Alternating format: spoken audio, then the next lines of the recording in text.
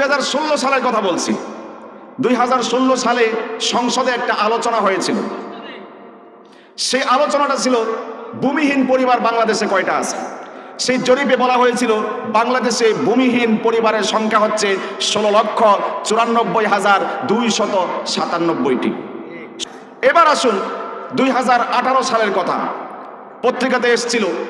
সেখানে বলা হয়েছিল বাংলাদেশে যত মানুষ ব্যাংকের টাকা জমায়, এই সব ব্যাংকের টাকা জমায়া একটা তারা জাকাতের হিসাব বের করেছিল। এই পুরা বাংলাদেশের মানুষের যারা ব্যাংকে টাকা জমায়, এই সবটা অ্যামাউন্ট থেকে জাকাতের যে পার্সেন্টেজ এসেছিল সেটার সংখ্যা মাত্র 25,000 কোটি টাকা। বুঝছেন কিছু আপনারা? বাংলাদেশের মানুষ সবাই তো ব্যাংকে টাকা জমায় না, সবার কি এই অবস্থা আছে না? ব্যাংকে টাকা জমাইছে 18 সালের কথা বলতেছি। 25,000 কোটি টাকায় সব মানুষের জাকাত আসছে, শুধু যারা ব্যাংকে টাকা রাখছে। এই 25,000 কোটি টাকা যদি সেই 17 লক্ষ পরিবারের মধ্যে, ভূমিহীন পরিবারের মধ্যে বিতরণ করা হতো, এক একটা পরিবার কম করে হলেও 17 লক্ষ করে টাকা পাইতো। 17-15 লাখ টাকা এরকম করে পাইতো, হিসাব করে দেখেন ভাই।